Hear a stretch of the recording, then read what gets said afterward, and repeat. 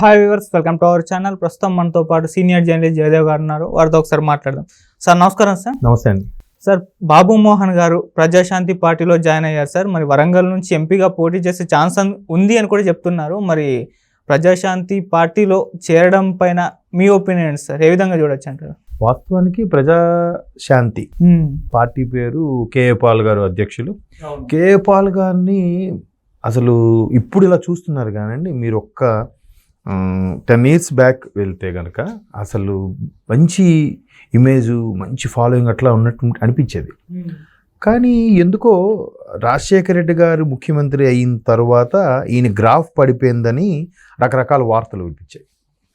So తర్వాత కూడా అంటే గ్రాఫ్ పడిపోయింది, అలా కాకుండా అతని అనుచరులకు ఎవరికో హైప్ తీసుకురావడానికి ఇతనికి డీగ్రేడ్ చేశారని రకరకాల వార్తలు విన్నాం. అది ఎంతవరకు వాస్తవం తెలియదు. బట్ ఆయన హైలీ ఎట్లా అంటారంటే ఇంటెలిజెంట్ పర్సన్, అంటే హైలీ దాన్ని ఏమంటారు talkative and with his communication skills also so nice. అంటే ఎస్పెషల్లీ ఇంగ్లీషు అవి నేను చూశాను. ఆయనకి విదేశాల్లో కూడా మంచి ఇన్ఫ్లుయెన్స్ ఉంది, మంచి పరిచయాలు అవి ఉన్నాయి. ఆయన చాలా సోషల్ మీడియా ఇప్పుడు లేదు కానీ ఆయనది పర్సనల్ పేజ్లోకి చూస్తే పెద్ద పెద్ద ఇంటర్నేషనల్ ఫేమ్ ఉన్న కారులతో ఆయన ఫోటోలు కూడా చూశాను నేను. తర్వాత అప్పట్లో ఆయన బాగా ఇమేజ్ పెరిగినప్పుడు ఆల్మోస్ట్ 2004 తర్వాత 2008-9 ఆ టైంలో ఆయన విశాఖ జిల్లాకు చెందిన ఒక దగ్గర మారుమూల పల్లెటూరు గల వ్యక్తి అని. బట్ ఆయన చదువు తక్కువైనా కానీ ఆయన అంచెలంచెలుగా ఎదిగారు. క్రిస్టియానిటీలో ఒక మంచి లీడర్షిప్ క్వాలిటీస్ ఉన్నాయి. బట్ ఆయన ప్రేయర్ చేయడం అది కూడా చాలా బాగుంటుంది. ఆయనకి చాలా దేశాల్లో చాలా ఫాలోవర్స్ ఉన్నారు. ఆయనకి చాలా పెద్ద పెద్ద వ్యక్తులతో, అమెరికన్ ప్రెసిడెంట్తో కూడా ఆయన అనుకుంటే కలవగలరు అని చాలా అప్పుడులో కథలుగా విన్నాం. బట్ తర్వాత నేను ఇందాక చెప్పాను కదా, రాజశేఖర రెడ్డి గారు తెర మీదకి వచ్చిన తర్వాత అతనికి సంబంధించిన అనుచరులను ఎవరినో హైప్ చేయడానికి ఇతను డిగ్రేడ్ చేశారన్న కొన్ని వార్తలు వచ్చాయి. పోనీ అలా వస్తే రావచ్చు కాక తర్వాత ఈయన ఎందుకో మొన్న 2014-2019 ఎన్నికల్లో ఆయన ప్రజాశాంతి పార్టీని పెట్టి పోటీ చేసినప్పటికి కూడా ఎందుకో డిపాజిట్లు కూడా వచ్చినట్టు లేవు. కాకపోతే చాలామంది ఆయన్ని ట్రోల్స్ చేయడము, ఆయన్ని ఒక కామెడీ పీస్గా చూడడము రకరకాలుగా చేశారు.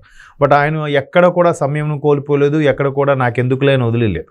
ఆయన ప్రతిసారి కూడా ఏం చెప్తున్నారంటే, నేను రాష్ట్రం కోసం ఇన్ని నిధులు ఇచ్చాను, ఇన్ని చేశాను, ఇన్ని వేల మందికి ఉద్యోగాలు ఇచ్చాను, నాకు గుర్తింపు లేదు. బట్ అవన్నీ మీరు ఒకసారి ఎంక్వైరీ చేసి చూస్తే తెలుస్తుంది. కాబట్టి నా కోసం అక్కడికి వెళ్ళి ఎంక్వైరీ చేయండి, ఎక్కడికి వెళ్ళి ఎంక్వైరీ చేయండి.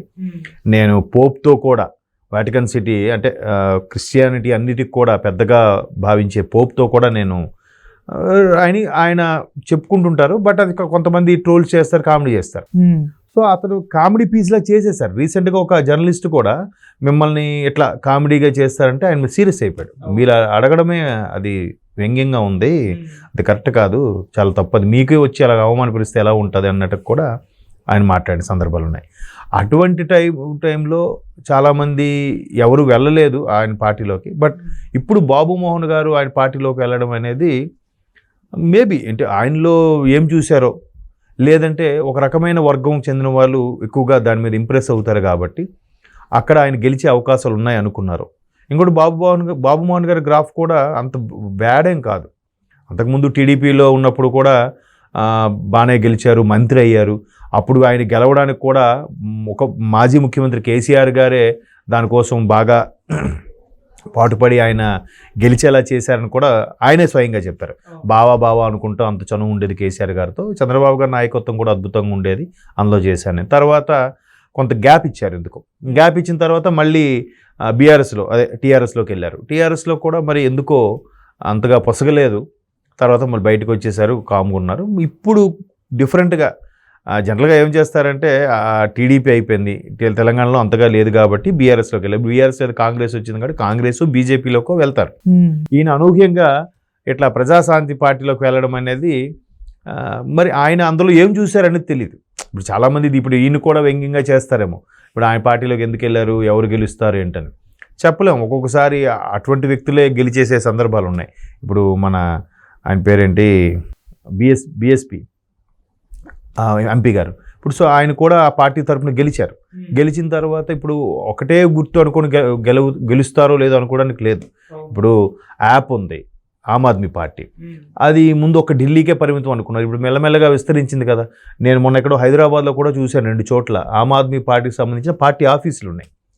వాళ్ళు ప్రయత్నం అయితే చేస్తున్నారు. కార్పొరేటర్గా అయితే మంచి పోటీ ఇచ్చారంట పర్టికులర్ కొన్ని ఏరియాల్లో.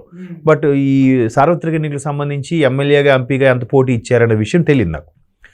అలాగే ఈ ప్రజాశాంతి పార్టీ కూడా ఎంతో కొంత పోటీని ఇస్తుందేమో ఆ పర్టికులర్ లొకేషన్స్లో, ఆ పర్టికులర్ సామాజిక వర్గానికి సంబంధించి, లేదా ఆయన జనరల్గా క్రిస్టియానిటీకి సంబంధించిన కాబట్టి పాల్ గారు ఆ క్రిస్టియానిటీకి సంబంధించి ఒక వర్గం వాళ్ళు ఫేవరిజంగా ఉంటే గెలవచ్చేమో, ఎవరు చెప్పగలరు. మొన్న కామారెడ్డిలో ఏం జరిగింది, ఒకవైపు కేసీఆర్ గారు, ఒకవైపు రేవంత్ రెడ్డి గారు ఢీ అని పోటీకి దిగినప్పుడు అనూహ్యంగా రమణారెడ్డి గారు తెర మీదకి వచ్చారు, గెలిచారు. కోర్స్ రమణారెడ్డి గారు చేసిన మంచి ఉంది కాదనట్లేదు, బట్ రమణారెడ్డి గారు ఇద్దరు అట్లా ఢీ పడడం వల్ల ఈయన గెలిచారేమో అని నేను అనుకుంటున్నాను. ఆయన మంచివాడు అయితే అవ్వచ్చు కానీ, సో వాళ్ళిద్దరు ఏ ఒక్కరు పోటీ చేసినా రమణారెడ్డి గారు గెలుపు అనేది కొంచెం క్వశ్చన్ మార్క్గా ఉండేదేమో. అవును, రెండు చీలికి పోయేసరికి ఉన్న వాటిలో హైయెస్ట్ అయిందే అన్నట్టుగా అయిపోయింది. ఇప్పుడు మన రాజ్యాంగంలో కూడా ఓటింగ్ ఎలా ఉంటుందంటే, ఒక 10 ఓట్లు ఉన్నాయి ఒక దగ్గర, ఒకరికి 3 వచ్చాయి, ఒకరికి 4 వచ్చాయి.